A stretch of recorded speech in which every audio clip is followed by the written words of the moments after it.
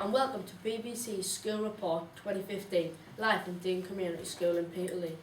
My name is Joe and I will be bringing you the news that matters to us. To begin with, today we are going live to the streets of Horden, where there's an ongoing issue regarding some empty houses. Our reporter, Philip, who lives in this area, is live with the Chair of Horden Residents Association, John Barnett, to discuss the issue. Over to Philip. My name is Philip and I'm here in Horden, a once proud mining community in the east of Durham, now slowly declining into a village where no one wants to be. Emptied of jobs, businesses and sad like the ever-decreasing amount of residents. Almost 160 homes in the local community have been abandoned and are now boarded up. These properties are managed by Accent Housing, which manages 361 social housing properties in Horden and Blackhall. As you can see, the streets are completely empty, desperate for their former glory to be reinstated. Today I'm here with John Barnett, who is Chair of Horden Colliery Residents Association. The Residents Association are exploring options to take over the management and development of these properties. So John, what do you think the problem is? The main problem in this area is lack of workmanship, work. What we're endeavouring to do is to try under this scheme to get work for people actually on the scheme of renovating these properties as well. How do the residents who still live here feel? The residents are angry and disappointed and frustrated about the inability to do anything thus far, and certainly a lot of them are behind the scheme that we're proposing to take over these properties and manage them ourselves. Would renaming the streets change people's perception of these houses? I think it would. I think it would give them a sense of ownership of the area that they're living in, particularly when the house has been renovated, and rather than being just a number on a page. How do you feel the community could help? Well, I believe the community, by getting behind this scheme, certainly from the publicity point of view, would assist us in negotiating with all the various partners that we've got. And also we would like to involve particularly the younger people in the actual construction and management of these properties. What do you think The community's main priority is probably the work in the area. Without work, it's a hopeless task, but we are certain that we will go through the process of getting training in the facility to aid us with all the construction and management skills that we're going to need to hold this project together. As a resident of Horden myself, it saddens me to see homes in this state. This is something we can all make a difference to. Back to Joe in the studio. Thanks so much for that excellent report, Philip. Now to an event which took place at Dean Community School on Friday the 13th of March. Dean Community School participates in this event each year. Dean gives all the money we raise to Comic Relief, who is shared amongst the charities in the UK that are supported by Red Nose Day. Today, I will hand you over to Ryan, who will tell us what events took place this year at Dean. Over to you, Ryan. Hello, I'm Ryan, live at Dean Community School Sports Hall, reporting on the 2015 Red Nose Day event. Today many events will take place, all of which are exciting. We have a range of activities in the school, so activities today include sumo wrestling, no uniform, and the notorious leg waxing. I'm here with Miss Ward to ask some questions. So, how do you feel about the whole idea of Red Nose Day? I think it's absolutely fantastic. The range of assemblies have been going on lately, so we've had assemblies based on comic relief to try and make our students much more aware of where our money is going to that we're raising today. We've tried to really hit home the fact that not only are we helping children abroad, but we're also helping children here in the UK as well. Why do you think the schools plan and do such events? I think it's good to broaden our knowledge and understanding of what's going going on in our area, in our local area, but also in the UK itself. Some of our children here at Dean don't actually know what's going on in third world countries and in other countries and what's happening with other children and how fortunate they are themselves. So it's really good in that case just to broaden their own knowledge. Do you think Red Nose Day is a worthwhile cause? Definitely. I think because of the programmes that are on tonight with Red Nose Day, and also the fact that we've got celebrities get involved as well, it's a nationwide fundraising event. Do you agree with the activities going on today? Definitely. We've had a really, really good response. The sumo wrestlings went down absolutely fantastic with years 7, 8 and 9. The penalty shootout's going down brilliant with Key Stage 4, and the leg waxing should cause some excitement later on. I'll be back in 10 minutes to interview Mr. Swinburne about the leg waxing. I'm here with Mr. Swinburne, just about to get his leg waxed. So, are you anxious to do this? No, Do you agree with what's about to happen? I do agree with what's about to happen next. Are you hoping to earn a lot of money from comic I'm relief? hoping to earn thousands of pounds for comic relief, yes. Do you have any messages of what happens? Yeah, if something goes wrong, just tell my wife and kids that I love them dearly. Well, thank you. We'll see you after the leg waxing. Thank you.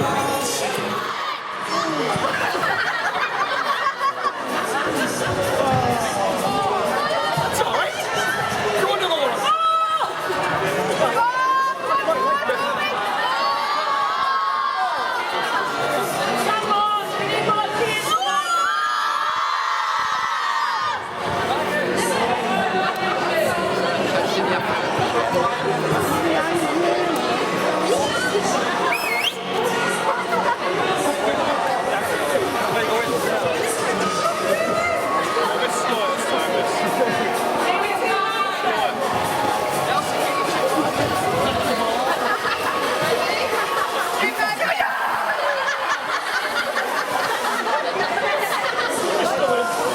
How much you going to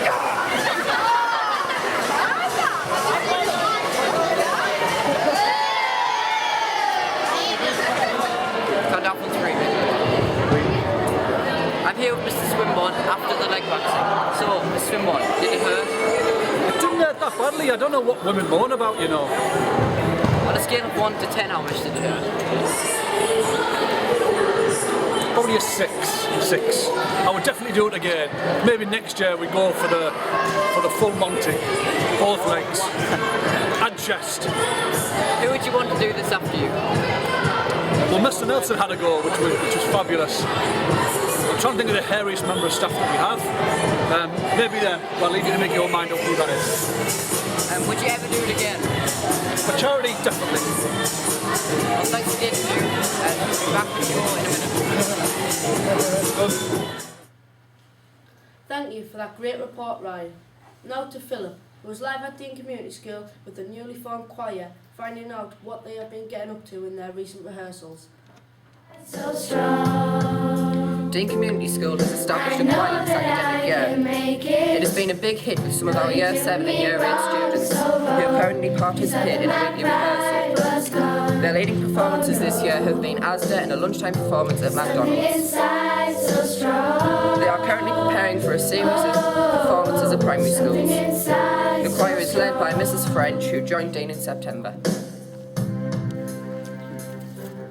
So Mrs. French, what do students enjoy about the choir? I think they enjoy singing really contemporary songs. I think they enjoy singing together as well. What inspired you to start a choir when you came to Dean? I really enjoy singing myself, and I've led lots of choirs before, and I just think that it's a really good way of getting students involved in the life of the school. And where do you see the choir in a year's time? Doing more performances around the county, different primary schools, and also in assemblies and maybe even entering some competitions. Demi, what inspired you to join the choir? And what do you enjoy about it? Something inside is so strong. Sounds like there are some amazing things going on in Dean's music studio. Back to Joe in the studio. Thanks Philip for that report. It's really good to see the young students take part in a big event, and it just looks like they're enjoying themselves as well. Now to something that our school has really been looking forward to, Ofsted. Now, In the real world, most teachers would not look forward to this. However, at Dean, we haven't had the credit and praise we deserve. Now we have been rated good, it's time for the community to hear why. I'll hand you over to Liam, who is live with Mr. Simpson, head teacher at Dean, who has so much more to tell us about the excellent news. Good afternoon. Today we're joined by Mr. Simpson, head teacher at Dean Community School. Good afternoon. Good afternoon. As I'm sure you'll know, the schools have recently achieved good from Ofsted. We'll talk about the fantastic improvement and success the school has enjoyed with the head teacher. For starters, what do you feel was the key to Dean's success? Probably two or threefold. I think the key to success is probably the drive and the ambition. I think as you go around the school, the students are desperate to achieve highly, they're desperate to get the best results, and they're desperate to get into higher education and have top-class apprenticeships. I think underpinning that is probably the relationships. The fact that I think there's an open door policy where students can talk to staff openly, be honest, and staff also approach students with respect and courtesy, and they work together as a team. So how influential have the staff and students been towards this incredible success? Any success is based on individuals, and I think the success of this school, you cannot believe how many highly professional, highly skilled staff there are. Teaching staff, support staff, administration, technical support. The staff behind the scenes are absolutely superb. The dedication, the extra time, the vigilance, the rigour that they put into the school and the education is phenomenal. And then you back that up with the students, and the students are polite, courteous, and just highly ambitious. They want to achieve, and I think when they want to achieve and they value the respect that they've been given, I think we've got a winning combination. People you didn't mention are the parents, and we have a huge amount of support from the parents, and they help drive their students, their children inside the school and out. So I think it's a three-way commitment: students, parents, and school staff. And finally, how far do you see the school going? It depends how you judge success. The results will get stronger and stronger and higher and higher. That will happen. However, I think success goes down to that individual student. I think we're going to end up with a much greater proportion of students getting to top-class universities, getting into the top businesses, the top enterprise facilities. So therefore, I think we should base success on, in 10 years' time, what are you doing? What's your friends doing? And I think we'll have some entrepreneurs, I think we'll have some doctors, I think we'll have some medics, and I think we'll have people who run their own companies. That's true success. The school will get higher achievement in Ofsted in the next 3 or 4 years, but the real success is the individual students. Thank you, Mr. Simpson, from head teacher at Dean Community School. I'm Leah, reporting for BBC School News. Thank you. Thanks for that wonderful report, Liam. Some excellent news that Dean really deserved.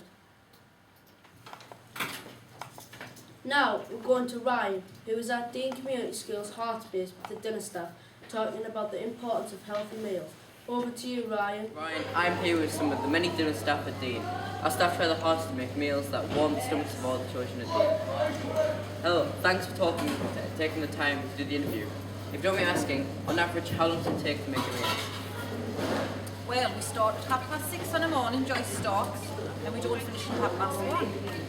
It's a 4-day process, really. Everything comes in fresh, and we have to prepare everything from scratch.